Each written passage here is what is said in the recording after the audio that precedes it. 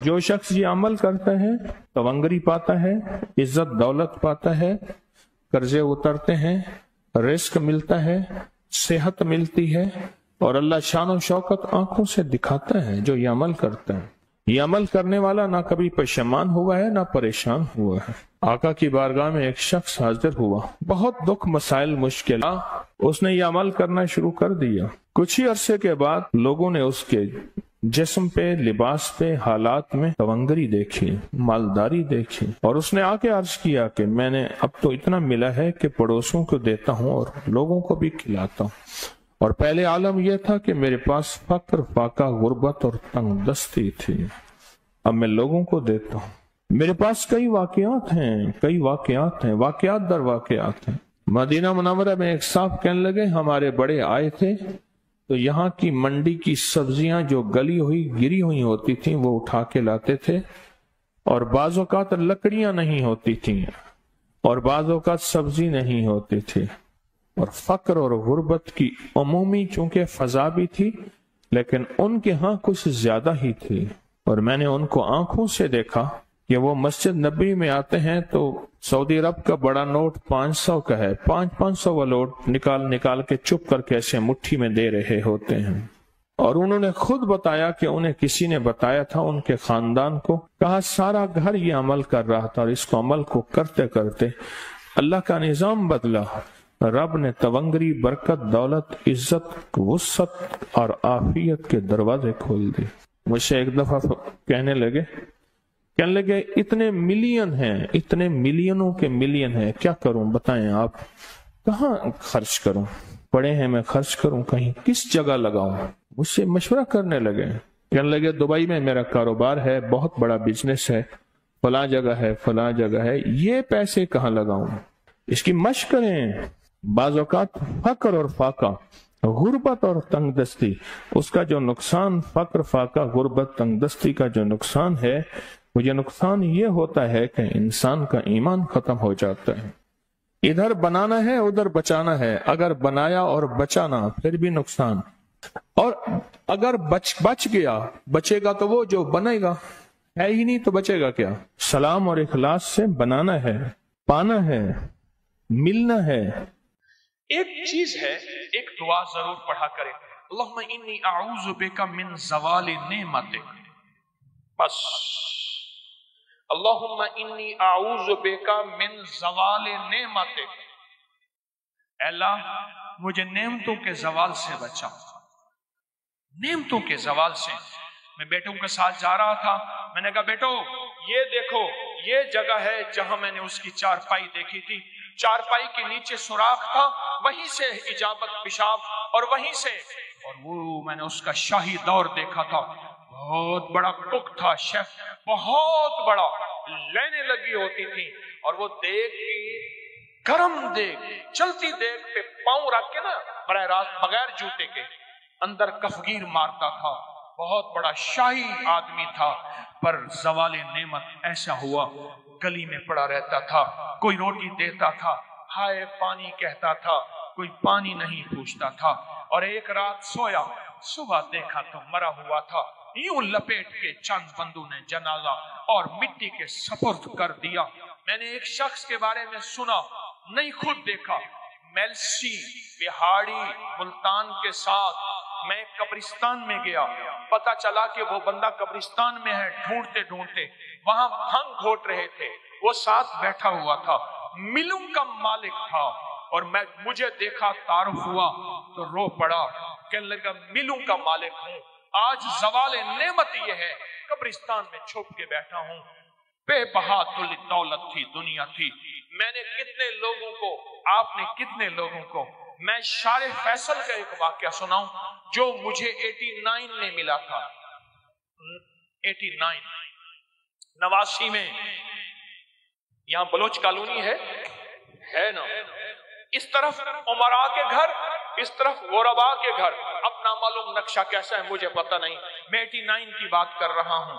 एक मालदार शख्स था जिसके बैरी जहाज थे और मालो दौलत बहुत ज्यादा थी, बहुत ज्यादा मालो दौलत थी, बैरी जहाज थे। एक वक्त ऐसा आया, लंबा वाकया है, घर बिकने का जब वक्त आया تو گھر کا جو کک تھا اس نے گھر لے لیا، بہت بڑا بنگلہ تھا وہ لے لیا اور وہ سارا لٹ گیا۔ سوال کے واقعات کئی لوگوں کے آپ نے دیکھے ہیں، پڑھیں میرے ساتھ، اللہم انی اعوذ بک من زوال نعمت۔ اور اس کے پڑھنے کے 5 اوقات بتاتا ہوں۔ ایک اذان کے بعد، غور سے سنیے گا، حدیث میں آتا ہے اذان کے بعد دعائیں قبول ہوتی ہیں۔ ہاتھ اٹھانا ضروری نہیں، قبلہ رخ ہونا ضروری نہیں، وضو کرنا ضروری نہیں۔ اگر چاہتے ہیں یہ نعمتیں مجھ سے کبھی نہ لٹیں، دولت، رزق، عزت، صحت، گردے ٹھیک ہیں نعمت، دل ٹھیک کم کر رہا نعمت، جگر نعمت، میدا نعمت، پٹھے نعمت، آنکھیں نعمت، کھانا نعمت، نکل جانا نعمت، بیٹھنا نعمت، پھر بیٹھ کے اٹھنا نعمت، سونا نعمت، پھر سو کے اٹھنا نعمت، لوگ مجھے سلام نعمت، رحمت نعمت، اولاد نعمت، بیٹے نعمت، دنیا کے جتنی بھی نعمت ہیں اگر چاہتے ہیں یہ کبھی نہ لٹے، یا آپ لٹوانا چاہتے ہیں؟ بولیں انشاءاللہ کوئی نہیں چاہتا، انشاءاللہ کوئی بھی نہیں چاہتا۔ تو پھر ایک دعا میری یہ درخواست ہے، 5 اوقات میں پڑھیں، اوقات کو ذہن نشین رکھیے گا، اور اوقات بھی وہ ہیں جن کا تعین حدیث میں موجود ہے۔ پہلے دعا ایک دفعہ یاد کرنے کی نیت سے میں آپ پڑھ لیں، اللہم انی اعوذ بک من زوال نعمتک، اللہ میں تجھ سے پناہ مانگتا ہوں نعمتوں کے زوال میں، مانا یہ ٹھیک۔ 5 اوقات۔ پہلا وقت ہے کہ حدیث میں آتا ہے جب دعا اذان ہوتی ہے، اذان ہوتی ہے دعائیں قبول ہوتی ہیں، اذان کے بعد یہ دعا پڑھ لیں، اذان کی دعا پڑھ لیں، یہ دعا پڑھ لیں، پر یہ دعا پڑھ لیں۔ دوسرا وقت جب مرغ بانگ دیتا ہے، وہ دن کو دے، صبح دے، شام دے۔ اکثر لوگ کہتے ہیں مرغ کا بانگ دینا صبح یوں ہے دن کو نہیں، فرمایا جب مرغ بانگ دیتا ہے حدیث میں آتا ہے وہ عرش سے رحمت کا دروازہ کھلتا دیکھتا ہے، اس لیے حدیث میں اس کی باقاعدہ دعا ہی ہے، اللہم انی اسألک من فضلک۔ جب مرغ بانگ دے اس وقت یہ دعا پڑھ لیں، کون سی؟ اللہم انی اعوذ بک من زوال نعمت۔ ٹھیک، 2 واقعات ہوئے، دو جگہ ہوئی۔ تیسرا فرمائے جب نماز کے لیے اقامت ہو رہی ہوتی ہے، اقامت ہوتی ہے نا جماعت کھڑی ہونے سے پہلے، جب قد قامت الصلاۃ آتی ہے وہاں جو دعا مانگو قبول ہوتی ہے۔ جب مکبر کہتے ہیں نا قد قامت الصلاۃ، قد قامت، جو دعا مانگو قبول ہوتی ہے۔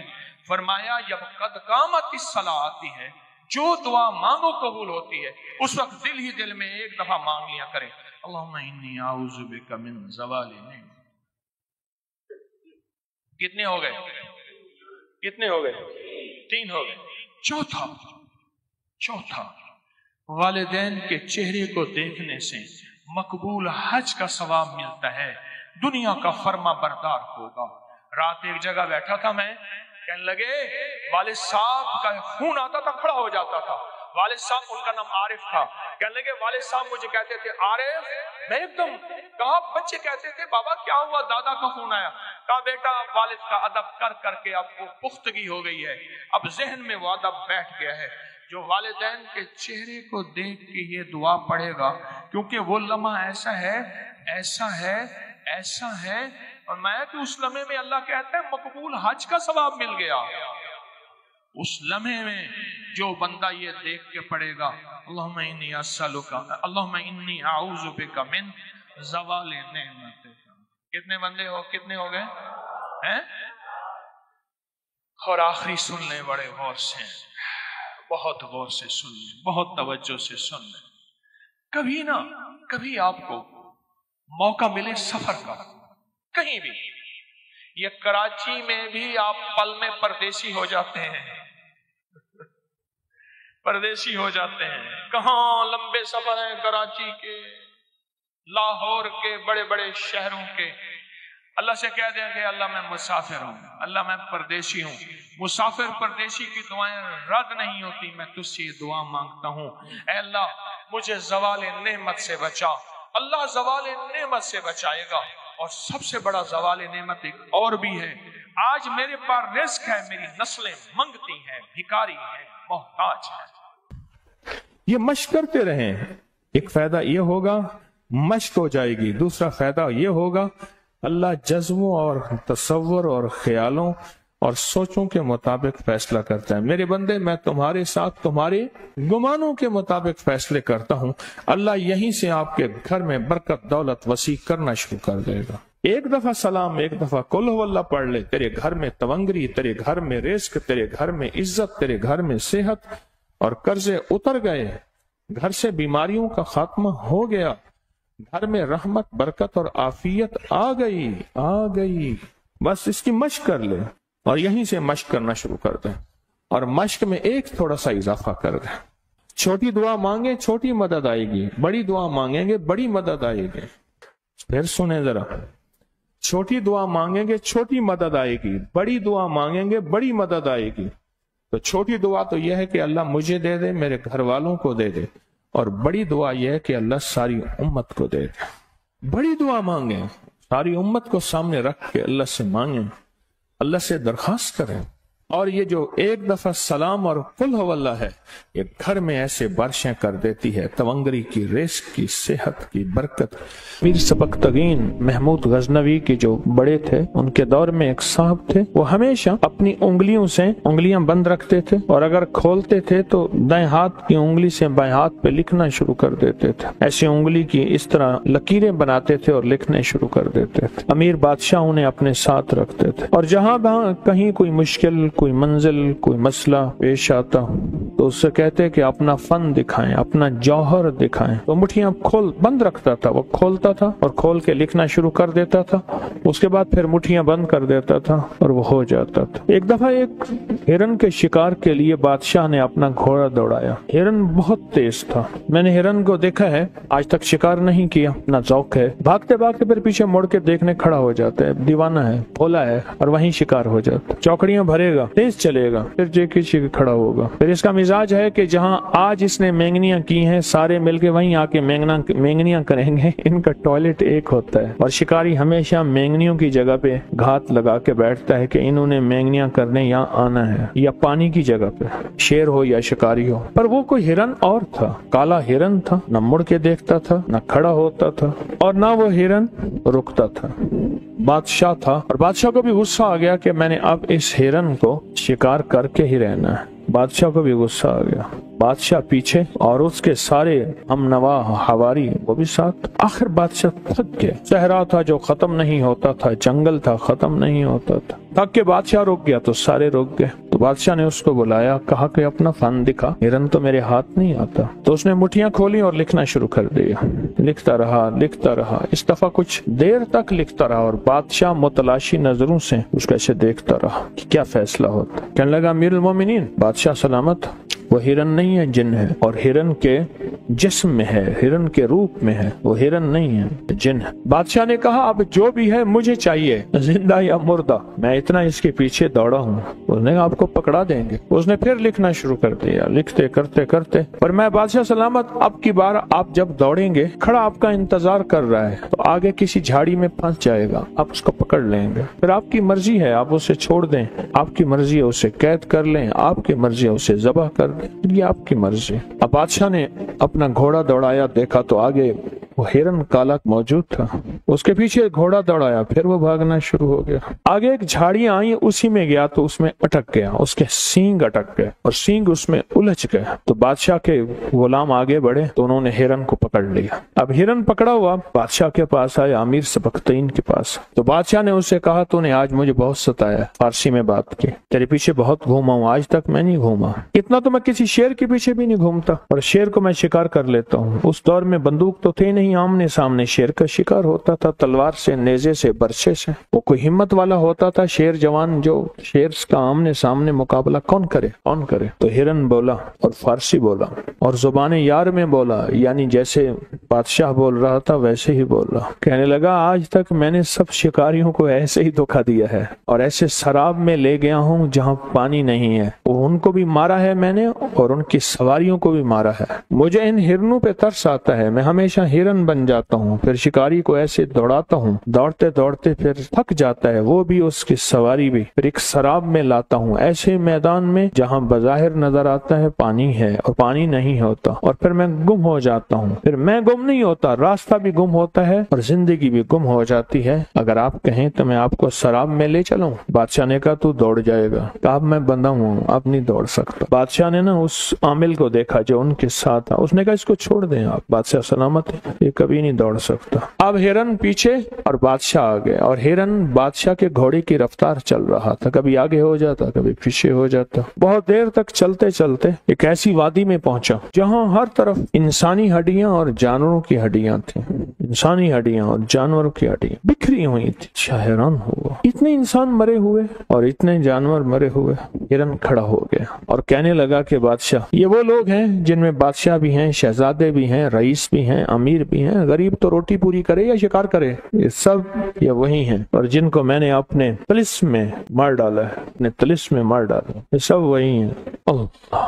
बादशाह के आंसू आ गए और अचानक वाकया याद आया कि मेरी तीसरी नस्ल पीछे एक शहजादा था कि वो भी सुना था कि इसी तरह आया था जंगल में, तो ये सोच ही रहा था। तो हिरन बोला, बादशाह, वो भी मैंने मारा था, उसका नाम ये था, उसकी शक्ल ये थी, उसके बाप का। हाँ, बिल्कुल बिल्कुल वही। कहा, वो भी मैंने मारा था। बादशाह को एकदम गुस्सा आया कि तूने मेरी नस्लों को खत्म किया। तो बादशाह के गुस्से को उसने पढ़ लिया। कहने लगा, बादशाह, आपके अख्तियार में हूँ, मुझे कैद करें, मुझे ज़बह करें, मुझे छोड़ दें, मुझे मारे, लेकिन मेरे अंदर भी एक दर्द और हमदर्दी है।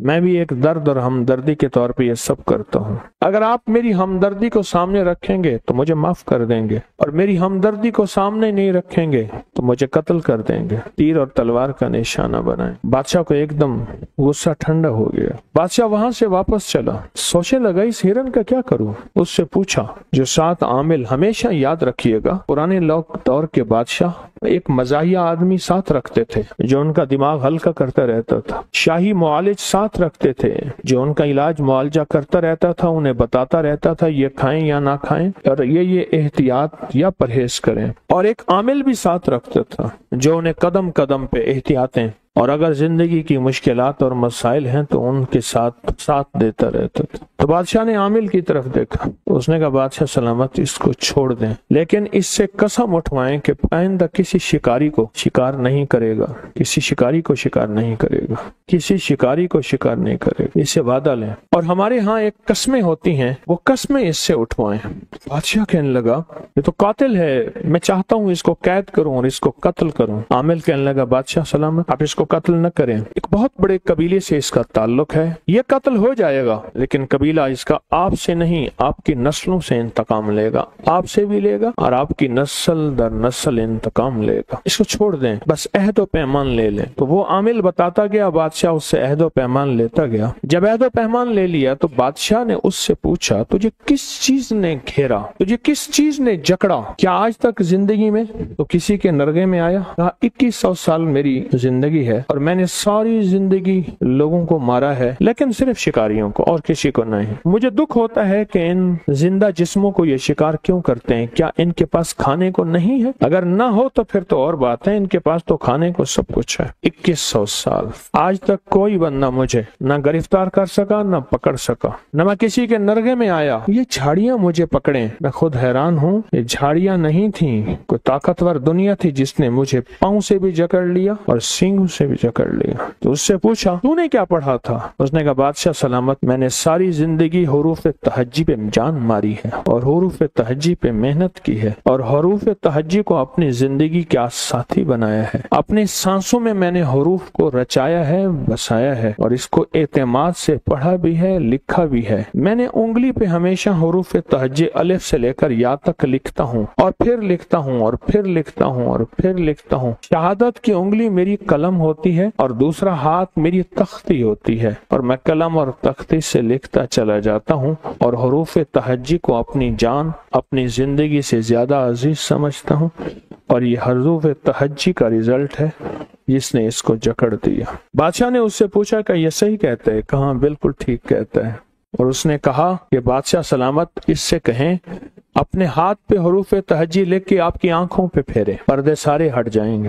اس نے ہاتھ پہ حروف تہجی لکھی اور بادشاہ کی آنکھوں پہ ایسے پھیر دی، ایک دم پردے ہٹے۔ بادشاہ نے دیکھا تم یہاں میں کھڑا ہوں، اس کے دائیں بائیں زمین کے نیچے خزانے ہیں، موتی، لال، جواہر، یاقوت، مرجان، زمرد، سونا، چاندی، ہیرے خزانے ہیں۔ اور دیکھا تو سامنے ہرن نہیں تھا، ایک کالا پہاڑ تھا اور ایک کالا وجود تھا، اس کے جسم پہ لمبے لمبے بال تھے اور اس جسم سے سخت بدبو آ رہی تھی، اور اس کا اوپر جا کے خوفناک جسم تھا، اور بادشاہ نے ایک دم چیخ ماری اور بے ہوش ہو گیا۔ جب ہوش آیا تو وہ معالج تھا۔ اس نے کہا بادشاہ سلامت، جان کی امان پاؤں تو آج تک اس لیے میں نے آپ کے چہرے پہ، آنکھوں پہ یہ ہاتھ نہیں پھیرا۔ کیوں؟ ایسی زندگیاں، ایسی دنیا، ایسی کائنات نظر آتی ہے جو انسان سے برداشت نہیں ہو سکتی، ایسی کائنات نظر آتی۔ اور کہا ہوش کیسے آیا؟ کہا یہی ہاتھ میں نے آپ لکھ کے حروف تہجی کا آپ کے جسم پہ، سر پہ، بدن پہ پھیرا، یہ سب آپ کے سامنے گواہ ہیں، آپ کے غلام اور خدام، اور آپ کے جسم میں ہوش آ گیا۔ اور فرمایا ہرن، اور میں آپ نے اسے عہد و پیمان دیا تھا، میں نے اس کو آزاد کر دیا، اب اس کا ہمارے قریب رہنا نہ مناسب تھا نہ ہماری ضرورت۔ امیر سبکتین نے کہا کہ مجھے بھی حروف تہجی سکھاؤ، حروف تہجی سکھاؤ، اور میں بھی حروف تہجی سے الف با سے لے کر یا تک اس سے فیض پانا چاہتا ہوں اور اس سے خیر پانا چاہتا ہوں اور حروف تہجی کی برکتیں لینا چاہتا ہوں۔ تو اس نے روزانہ اس کو سکھانا شروع کر دیا۔ امیر نے کہا میں یہ چاہتا ہوں اس حروف تہجی کی برکت سے میری حکومت بنے، میری نسلوں میں بڑے بڑے بادشاہ آئیں، میرا تخت بلند ہو، میرا تاج بلند ہو، میرا بخت بلند ہو، میں یہ چاہتا ہوں۔ تو اس نے حروف تہجی سے یہ سب کچھ لکھنا شروع کر دیا، لکھتا رہا کئی عرصہ تک حروف تہجی پہ محنت کرتا رہا، سالہ سال محنت کی۔ محنت کرنے کے بعد ایک دفعہ اس عامل نے کہا کہ بادشاہ آپ حروف تہجی کے عامل بن چکے ہیں، فلاں رات آ رہی ہے، فلاں رات، اتوار کی شام جب مغرب ختم ہو جائے، اتوار کا دن گزرے، شام ہو، مغرب ختم ہو جائے، پیر کی صبح ہونا شروع ہو جاتی ہے، وہ رات ہو جاتی ہے جس کی صبح پیر ہوتا ہے، سوموار ہوتا ہے۔ تو کہا اس رات میں آپ حروف لکھیں اور لکھنے کے بعد مٹھیاں بند کر دیں، جو مانگیں گے ملے گا۔ اب بادشاہ اس دن کا انتظار کرنے لگا، اس دن کا انتظار کرنے لگا۔ ہمارے ہاں جو کواکب، سیارے اور ستارے ہوتے ہیں جن کا قرآن میں تذکرہ ہے، والشمس اذا ضحاها والقمر اذا تلاها والنهار اذا جلاها والليل اذا یغشاها والسماء بناها والارض وما، یہ قرآن میں اور کئی جگہ تذکرے، صرف ایک نہیں۔ جو اتوار کی شام ہے نا، اتوار کی شام جب ڈوب جائے، ایک یہ، اور ایک جمعرات کی شام جب ڈوب جائے، جیسے اب یہ شب جمعہ ہے، جو شب جمعہ ہے وہ اتوار کی شام کو ہے ہی نہیں۔ کیوں؟ یہ سید اللیل ہے، راتوں کی سردار۔ کس کی سردار؟ اور جمعہ سید الیوم ہے، دنوں کا سردار۔ جمعہ جو اس رات کو ملتا ہے وہ کسی رات کو مل نہیں سکتا، جو اس رات کو پاتا ہے بندہ وہ کسی رات کو پا نہیں سکتا، جو اس رات کو پاتا۔ تو کہا جب اتوار کی شام ہو آپ ہتھیلی پہ لکھیے گا، پر اس کا نتیجہ ملے گا شب جمعہ میں، اور اس پہ آپ کو لکھنا پڑے گا۔ اور کہا اس عامل نے بادشاہ کو اگر اتوار کی شام بھول جائیں تو زندگی میں کبھی شب جمعہ نہ ہو۔ بادشاہ نے یہ عمل کیا، ہر شب جمعہ میں یہ عمل کیا، اتوار کی شام کو بھی کیا اور ہر شب میں کیا۔ 11 اتوار کی شامیں اور 11 شب جمعہ میں ہتھیلی پہ عمل لکھتا رہا اور کرتا رہا۔ ایک دفعہ خواب میں دیکھا کہ میرے سر کی چوٹی سے ایک پرندہ نکلا، چھوٹا سا، جو مکھی کے، شہد کی مکھی کے برابر، جو اوپر جا رہا ہے، جو بڑا ہو رہا ہے، اور اس کا سایہ ہے بہت بڑا، بہت وسیع، اتنا وسیع سایہ، تا حد نظر اس کے پر پھیل گئے، اس کا سایہ پھیل گئے۔ خواب دیکھا، حیران ہوا، سمجھ نہ آئی یہ کیا ہے۔ معبر تعبیر دینے والے بھی درباروں میں ہوتے تھے بادشاہوں کے ہاں، تو ایک معتبر، اعتبار والا تعبیر والا بھیجا، تعبیر والا بندہ کو بھیجا، یہ خواب دیکھا۔ اسے کہا میرا نام نہ لینا۔ اس تعبیر والے بندے نے دیکھا، اس उसने कहा ये ख्वाब तो नहीं देख सकता, कोई बादशाह देख, सच बता। उसने कहा अमीर ने देखा है कि हाँ, उससे कह दे तेरा बेटा होगा और उसकी सल्तनत यहाँ से वहां तक होगी जहाँ सूरज गरूब नहीं होगा और साया ही साया रहेगा, और फिर उसकी नस्लों में सुल्तान महमूद गजनवी रहमतुल्लाह अलैह। तो सुल्तान महमूद गजनवी बादशाह बना, उसके ताबीर ये निकले, और उस बादशाह बनने के पीछे हुरूफ तहज्जी का फैजान है, हुरूफ तहज्जी की बरकत हैं, हुरूफ तहज्जी के समरात हैं, और हुरूफ तहज्जी की करामतें और कमालात हैं। उसके बादशाह बन